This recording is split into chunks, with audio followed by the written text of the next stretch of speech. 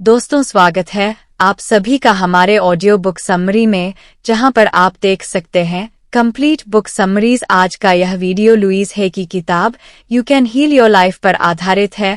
आप में से बहुत सारे लोगों ने मुझे इस किताब पर वीडियो बनाने की रिक्वेस्ट की थी। यह किताब 14 चैप्टर्स में लिखी है, जिसमें लुईस है ने बताया है कि किस तरह हमारा दिमाग और शरीर एक दूसरे से जुड़ा है, किस तरह हम अपने सोचने के तरीके को बदलकर अपनी हर बीमारी को ठीक कर सकते हैं, कैसे हम अपने जीवन के हर घाव को भर सकते हैं, कैसे अपने जीवन की लगभग हर समस्या को हल कर सकते हैं। मैंने इस किताब को 2 पार्ट्स में डिवाइड किया है और मैं एक एक करके आपको सभी चैप्टर्स के बारे में डिटेल में बताऊंगी। मैंने इस किताब को इन 2 पार्ट्स में ज़्यादा से ज़्यादा कवर करने की कोशिश की है ताकि कुछ भी रह न जाए। इस पार्ट में मैं आपको चैप्टर 1 से लेकर चैप्टर 5 के बारे में बताऊंगी। इस वीडियो के अंत में मैं बताए गए चैप्टर्स के सभी महत्वपूर्ण बातों को संक्षिप्त में दोबारा दोहरा दूंगी ताकि इस वीडियो में बताई गई बातें आपको आसानी से याद रहे। तो इस वीडियो को अंत देखना मत भूलिएगा। तो चलिए शुरुआत करते हैं पहले चैप्टर से, व्हाट आई बिलीव, जिसमें मुझे विश्वास है। Life is very simple, what we give out we get back. जीवन वास्तव में बहुत सरल है, हम जो देते हैं वही हमें वापस मिलता है।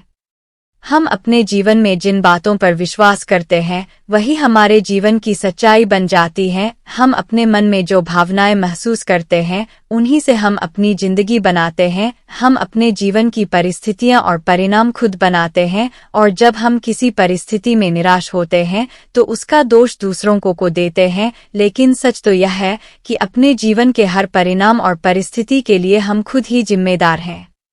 हम अपने बारे में और अपने जीवन के बारे में जो भी सोचते हैं, जिन बातों पर विश्वास करते हैं वही हमारे जीवन में सच हो जाती हैं। लॉ ऑफ अट्रैक्शन के नियम के अनुसार प्रकृति यह नहीं देखती कि हमारे विचार सही हैं या गलत और हमारे सभी विचारों को वैसे ही स्वीकार कर लेती है जैसा हम सोचते हैं। जब आप सोचते हैं कि आप अकेले हैं और कोई आपको पसंद नहीं करता तो यही आपके जीवन की सच्चाई बन जाएगी और आप जहां भी जाएंगे खुद को अकेला पाएंगे। दूसरी ओर अगर आप यह सोचेंगे कि आप प्रेम के काबिल हैं और आपके चारों तरफ प्यार ही प्यार है, तो सच में दूसरे लोग आपको पसंद करेंगे और आपको कभी अकेलापन महसूस नहीं होगा। हमारे समाज में जब बच्चे बड़े होते हैं तो उनके माता पिता, बाकी परिवार के लोग और आसपास के लोगों का व्यवहार बच्चों पर बहुत प्रभाव डालता है। जो माता पिता बचपन से बच्चों को दबाव में रखते हैं और छोटी छोटी बातों पर नाराज होते हैं, ऐसे बच्चे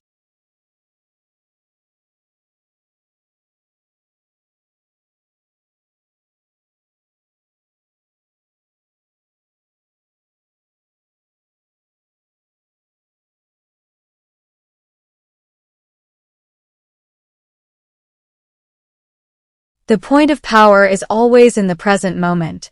शक्ति हमेशा वर्तमान में होती है। आपने जीवन में अभी तक जितनी भी समस्याएं और परिस्थितियां देखी हैं, वह सब आपके बीते हुए समय की सोच और विचारों का परिणाम है। अच्छी यह बात है कि यह आपके पुराने विचारों का परिणाम है और आपका पुराना समय बीत गया है। आपके लिए महत्वपूर्ण यह है कि इस समय आप क्या सोच रहे हैं और आप कैसी बातों पर विश्वास करते हैं। आपके वर्तमान के विचार और विश्वास ही आपका भविष्य बनाएंगे। आप इस समय अपने मन में पॉजिटिव विचार सोच रहे हैं या नेगेटिव? आप कौन सा विचार रखकर अपना भविष्य बनाना चाहेंगे?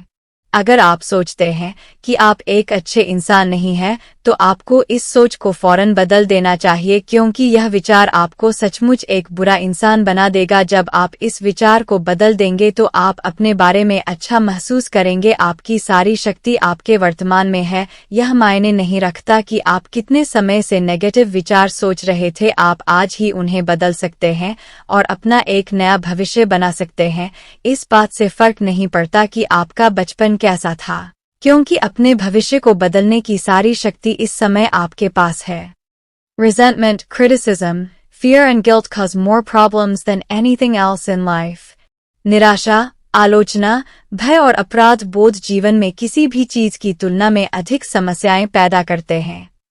निराशा, पछतावा, डर और दोष यह 4 भावनाएं हमारे जीवन और शरीर की सभी समस्याओं का कारण है। ऐसी भावना तब उत्पन्न होती हैं जब हम अपने जीवन में आने वाली समस्याओं के लिए दूसरों को दोष देते हैं।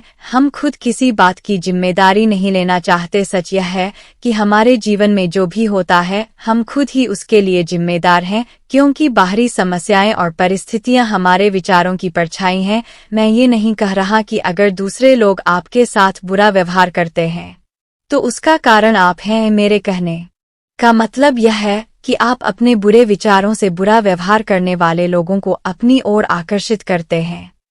पछतावा एक ऐसा अनुभव है जो आपके शरीर को खराब करती है और बीमारियों को पैदा करती है। आलोचना और अपराध बोध से आपके शरीर की हड्डियों में दर्द की शिकायत हो सकती है। बहुत से लोग जिनके शरीर में दर्द की समस्या है वह खुद को और दूसरे लोगों को हमेशा दोष देते हैं और उनकी आलोचना करते हैं। डर और डर के कारण होने वाली चिंता आपके शरीर में बीमारियों को जन्म देता है। आप अपने मन से निराशा और पछतावे की भावना को खत्म करके और लोगों को माफ करके किसी भी बीमारी को खत्म कर सकते हैं। इसके लिए आपको अपने विचारों को बदलना होगा। We can change our attitude towards the past. हम अतीत के प्रति अपना नजरिया बदल सकते हैं। हमारा बीता हुआ समय जा चुका है और हम उसे बदल नहीं सकते, इसलिए पछताना बेकार है। अगर किसी व्यक्ति ने हमें बीते समय में दर्द दिया है तो उसको वर्तमान में सजा देना सबसे बड़ी बेवकूफ़ी है। जब हम निराश होते हैं और जीवन में किसी बड़ी समस्या में होते हैं तो निराशा की भावना को अपने मन से निकाल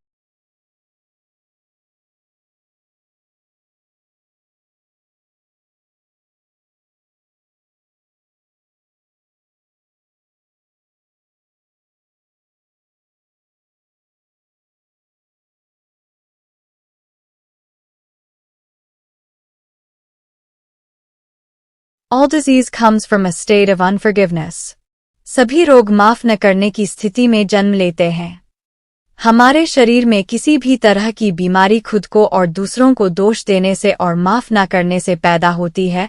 जिस व्यक्ति को माफ करना आपको सबसे मुश्किल लगता है, आपको उसी को सबसे पहले माफ करना चाहिए और उसकी बातों को अपने मन से निकालना चाहिए। महत्वपूर्ण यह है कि आप माफ करने का निर्णय लें। आपको केवल अपने आप से प्रेम करना है, जिससे निराशा और पछतावे जैसी नेगेटिव भावनाएं अपने आप खत्म हो जाएंगी। जब आप खुद से प्रेम करेंगे और आप जैसे हैं वैसे ही अपने आप को स्वीकार करेंगे तो सभी परिस्थितियां अपने आप सुधर जाएंगी। आपकी सेहत अच्छी हो जाएगी, आपके रिश्ते सुधर जाएंगे और उनमें मधुरता आएगी। अपने वर्तमान में खुद को स्वीकार करना और खुद से प्रेम करना अपने जीवन के हर हिस्से में पॉजिटिविटी लाने का सबसे आसान तरीका है। Chapter 2 What is the problem? समस्या क्या है?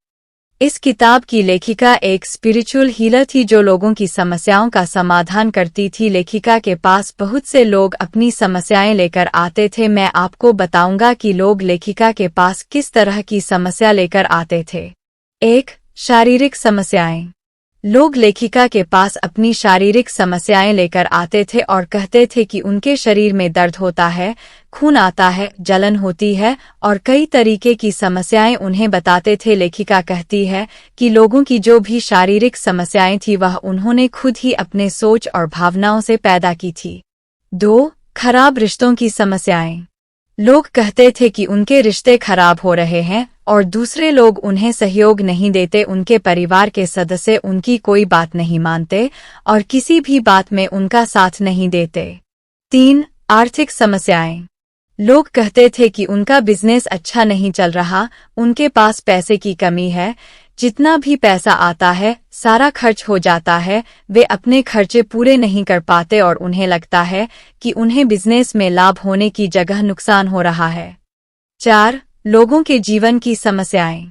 लोग कहते थे कि वे जो करना चाहते हैं वह कर नहीं पाते, किसी को खुश नहीं कर पाते, उनके पास खुद के लिए समय ही नहीं है, वह कोई भी काम ठीक से नहीं कर पाते, कोई इस बात की परवाह नहीं करता कि वह क्या कर रहे हैं, उनके सभी कामों में देरी होती है और उनका कोई काम पूरा नहीं होता। उन्होंने जीवन में बहुत कोशिश कर लिया लेकिन कोई भी तरकीब उनके काम की नहीं है। दोस्तों, मैंने लोगों के जीवन की जितनी भी समस्याएं आपको बताई हैं, असल में वह सभी समस्याएं केवल आपकी सोच का परिणाम हैं। लोग खुद के लिए और दूसरों के लिए जो भावनाएं रखते हैं, वही उनकी सभी